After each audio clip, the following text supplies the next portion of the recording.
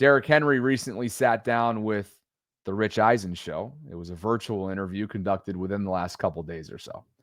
And something that I'm focusing on this offseason is Derrick's demeanor, Lamar's demeanor, and how it has a trickle-down effect on the rest of the organization. Listen to the King talking about the Super Bowl with Rich earlier this week. To you to win it all, Derrick, what would it mean? Everything. It'd mean everything because that's what I want. That's all I need, man. Got to get there. I got to get to the mountaintop. Pray to God I get there before it's all said and done. Do you visualize it? Do you actually let yourself have a mind wander on that stuff? Every day. Really? Seriously? Think about it every day. Yeah, I mean, why not? I mean, it's what we do it for, so why not? I think about it all the time. I don't All know. the time. Because, I mean, so what do you envision? Like, do you envision holding the trophy, or do you envision a parade? Like, what do you specifically envision? First, I envision making plays, getting there. Yeah, holding the trophy, just the whole nine, the things that you see on the game and after the game, whoever wins and just the journey of it. I mean, it ain't an easy road, but I definitely want to get there and be able to experience. Say I did it one day. I feel like now the chip, you know, it's not just that. I think it's like for us as a team because I feel like we have everything we need to win a Super Bowl, win a championship, and I feel like the whole team should have that chip on their shoulder for us to go out there and prove that. So it's not really I don't really try to think of it as much as me having a chip on my shoulder, but I just like to think like what are my other teammates thinking, how they approaching it, how they feel, and we should all feel the same way having that chip of wanting to get what we want and working hard every day to make each other better for that to happen. Lamar really got it started this past week at his press conference when essentially he used the word vengeance, and vengeance obviously was taken by every single national outlet and blown up into this whole revenge tour in a sense. If you don't remember that specific clip, this was it. They had a chance to win. It's football. Everything not going to go our way, man. Before it was like, oh, you can't win a playoff game. We won a playoff game. We got to the LC Championship 2 years ago. Then we just fell short, like 2 games short this year. But we're going to bounce back. And when we come back, I feel like we're going to have vengeance on our mind. Vengeance on our mind. Again, this is what I'm trying to kind of piece together here is this understanding of what's been a off-season long trend. The time is now. It's been a trend because of the front office dealings. It's been a trend because of the way Lamar gets in front of a microphone and speaks like that, right? Acts like he is literally as we speak right now in real time on social media, which I'll get to in just a second. Oh, I see it. I'm multitasking during that Derrick Henry clip. We'll get to it in just a second. It's things like this when your future Hall of Fame running back is getting on with Rich Eisen and being unafraid to share what he's thinking, brutally honest about where he's at between the ears about what he's chasing and what this entire organization is chasing. Rich says, what would it mean to raise the Lombardi? And Derrick says, everything. It would mean everything because that's what I want. That's all that I need. I pray to God I get there before it's all said and done. I think about it every day. Why not? I think about it all the time. Very reminiscent of the way that Lamar used to speak about the Super Bowl earlier on in his career. Not sure if it's due to a concerted effort that it hasn't happened as much in podium press conference settings, but there'd be times where he would be bringing it up unprompted. He'd be bringing it up on his own. In recent years, not so much. I'd have to think that's simply due to narrowing your focus, trying to calm down all the media sensation that comes along with that. But this is what I'm talking about. There's a contagious spirit right now that's team-wide, and there is a fearlessness attached to it in terms of addressing their shortcomings, attempting to right their wrongs. I'm talking about from a front office perspective and a player perspective as well. And moving forward while acknowledging those shortcomings, also understanding that what's in the past is in the past. And what was in the recent past is Lamar Jackson hopping on social media and absolutely burying a commentator, I believe he's in the content space, with this comment on Instagram. And he wrote, I love how y'all lame arse, so lame arses, let's say it, stay on my pipe. Lamar, no excuses, with a rolling on the floor laughing emoji. When TF, have I ever complained? Just say we have a solid on paper roster so far. All that other shiz, try my best here. Hey, Billy Slick, I'm coming after you in a second, by the way. You're going to draw my Friday ire. I'm starring your comment. I look forward to it. You don't play for the Eagles, lil brah. Continue to be a fan of the game.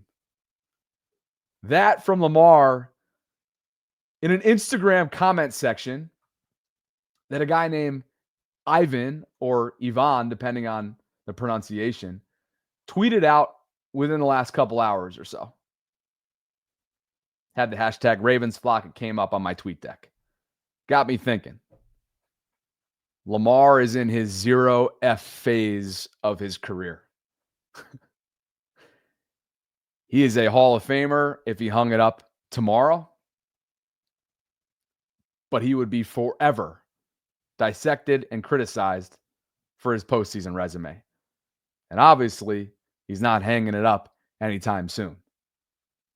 The dude's friggin' 28 years old. And he's got a lot more left to give. And with a Hall of Fame caliber running back in his backfield now for the foreseeable future, longevity is about to go through the roof, you would think, assuming they can stay healthy, knock on wood, for both players. Now, what I don't even have in my slides right now at this moment, because he's literally tweeting it within the last couple minutes, is Lamar's latest activity, which is pretty similar to what he's doing here, right? This looks to be an Eagles content creator. I haven't identified who it is yet because, quite frankly, I saw the post right before I went live. So let me know if you know who this is, and I'll share it. But once Lamar gets on social, it's over, man. He takes no prisoners. And we already know. Just ask Bernard Pollard. Dude's not afraid to mix it up in the Twitter space. To the screen share feature we go. And here's Lamar's latest activity. Let's go big screen for this. First, it was the Ravens tweeting out a pretty slick photo of Lamar with the follow through. That Chef Curry follow through, hanging it up in the air as if he just shot the rock. It's pretty slick. And the Ravens tweet out, he got game.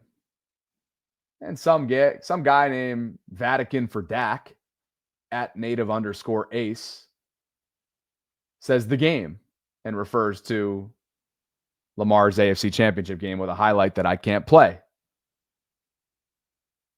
And he's making fun of him. Trying to troll the Ravens, doesn't tag Lamar. You think Lamar cares if he tags him? Nah, Lamar's in his mentions. And speaking of mentions, Lamar just pulled out a receipt and buried Vatican for Dak because in March of 2022, my man wasn't keeping that same energy. Or maybe he was keeping that same energy and Lamar just wanted to make sure that everybody knew that his energy is flat. Look at this. Oh, wait a second. This is the first time I'm reading this. He wasn't keeping that same energy because he wants a follow. What a sorry arse this guy is. Take a look. Vatican for Dak, who in his bio says public defender of number 4. Vatican-backed QB ministry. Fighting slander with scripture, stats, and all 22. Sundays are for sermons, subpoenas, and owning Eagles fans. In March of 2022, he DMs Lamar and says, dog, I be going to war in these Twitter streets defending you. Let me get a follow, bro. My man's on 1 and 2 knees in March of 2022. Excuse my French. So what does Lamar do? Lamar just must be hanging out on this Friday in June, pre-training camp, maybe chilling with the family down in South Florida. And he's like, you know what? This is a pretty slick photo. I'm going to start to scroll through some of the Ravens mentions. And he finds an all-out sucker. Not a sucker, but a sucker. And he just buried Vatican for Dak. Then he follows it up with a little gif. He's in his demon mode. And he's been in his demon mode, has Lamar Jackson. Is there anybody that's got more of a social media game than Lamar? He just put Vatican for Dak in a body bag. And my man Vatican for Dak is trying to search for answers out here. We got to put our prayers up for Vatican for Dak in this moment.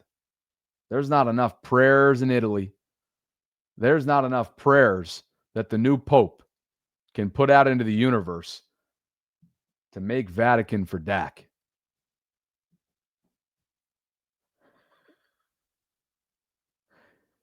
Put him in a position where he can recover from this.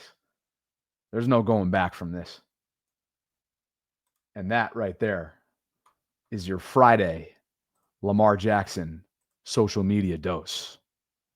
And I almost feel like I have to refresh the screen right now because that's what he does. He gets into these really what ends up becoming not tirades, but he goes on these, what's the right word that I'm looking for? Twitter sprees?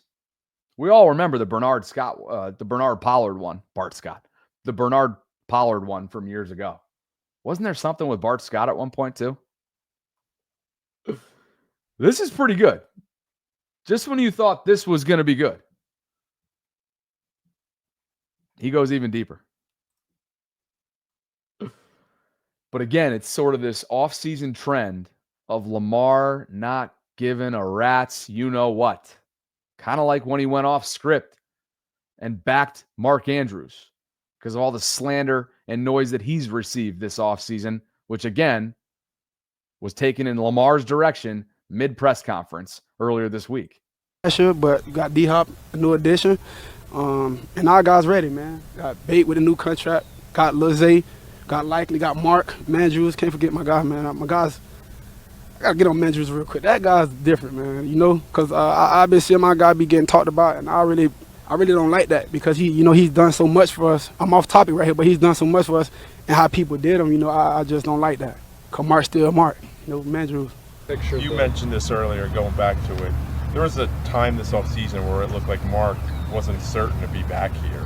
Is that the part that you said bothered you, and did you voice how important you feel like he is? No, I just seen people trying to dog him on comments and stuff. But it's like, don't get me wrong, it's a lot of people that wish they could have been playing this game, and he's accomplished so much, for us, himself.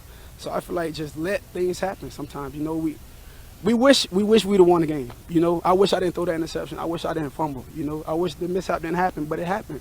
It's just a lesson learned, man. So next time, we'll do something better. That's all. See what I mean? There are a number of different receipts that suggest that Lamar's demon mode that he's been in for probably better part of a year, maybe over a year at this point, is here to stay. That was one example. This, of course, was another that we just discussed on Instagram recently. The literal real-time tweeting, going back and forth with folks. He hears and sees all of this. He's a 28-year-old that has access to social media. And he understands that it's been 7+ years of this, of dealing with this kind of noise, with this kind of nonsense, blasphemy, whatever you want to say, whatever you want to call it, overblown content, hyperbolic content, goalpost moving, right? Underappreciation. You can go on and on and on. Lamar has seen it all. And finally, you just get the sense that this dude is taking a stand. Demon mode is here. Demon mode has been here.